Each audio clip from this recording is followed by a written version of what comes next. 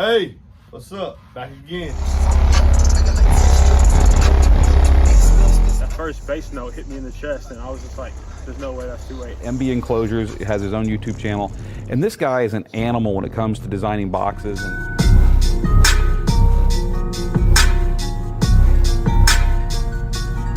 I'm always trying to bring you stellar products because I see it.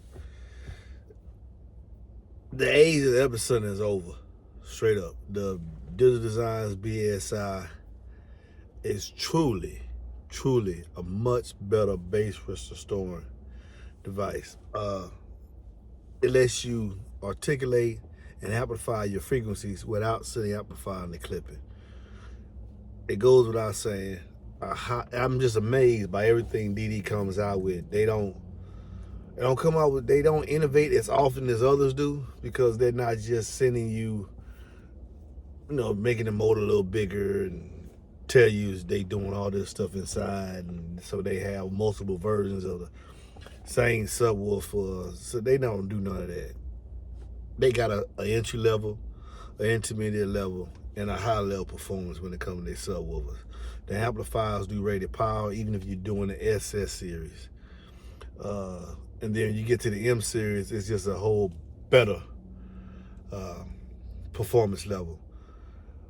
But the signal processor, I thought Epicenters, the patent went out. I said, okay, well, now everybody's copying. There's really no difference between one and the next. This is not true. I have not been well informed on that. I switched over to the BSI recently. It's inside the vehicle.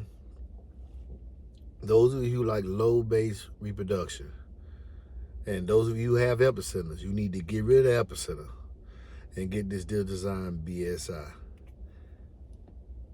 You will thank me later.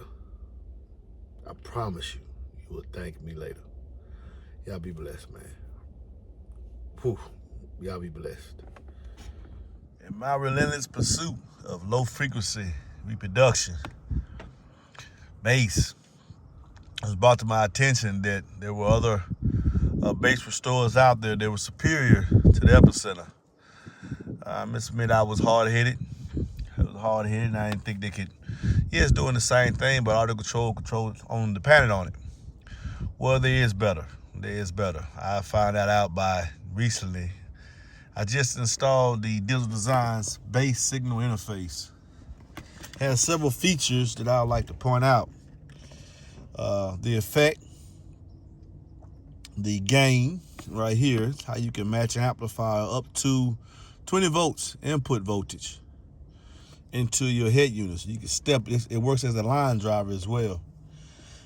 Greater than 10 volts, which is what I had on the Audiocontrol.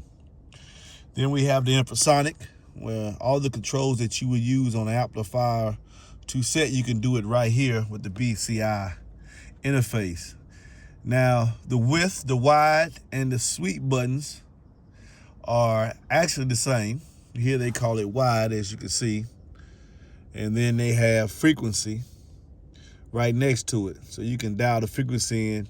Pretty much the same thing you do on Audiocontrol. Then you have the low pass, which is you can take the bass signal here if you don't have it on your head unit, and you control what frequencies go to the amplifier. It doesn't need a full range signal. All it needs is the sub signal, which is nice from an aftermarket radio. It has high level inputs right here, so you can integrate into a factory system when you're just adding a speaker, a sub. The remote is unique. I really like the remote because the remote, and let me put it right here so y'all can see that. The remote has a feature that I love. You can totally defeat the effect by just tapping a button, and then it just works as a line driver and a pass-through. And then you control the subwoofer output from this knob here. You control it works as a subwoofer output. When you have it off, this works as the RCA or remote gain. You control the level of the amplifier, how much power is going to it by controlling the AC voltage with this knob. This is your effect knob. This is your effect knob. This works in concert with this right here, all right? This right here, this one right here, okay? When you activate it, it's no longer a subwoofer amplifier control. It controls how this is the effect, and this controls how much of a boost you get at that point once you activate it. And I like that. I really like that. I have noticed, and y'all will see here shortly, I'm gonna have some gains. I believe I'm gonna have some gains because now the amplifier is not really going to clip, which is what the Epicenter was doing. It was sitting my amplifier and clip a little bit too early. So now I'm getting more power to the amplifier, which is a good thing. So I just want to let y'all know, if you have an Epicenter, and I've been saying it for years, since I've been on the channel, I love my Epicenter. Well, I no longer love the Epicenter. It's either going to be a Digital Design BSI, and there's another company that I will show you as well. But I am a DD dealer, so I am going to use, well, I'm a dealer of the other company as well. But currently, and all those of you who have got my enclosures, tuned to 33, and you're using the Epicenter and you love it, you can get drastic, far more performance if you just switch over to the Digital Design's base signal interface. Real easy, very easy. 3 wires, power it up. A little smaller chassis than the Epicenter. Much better option, much better option. Y'all be blessed.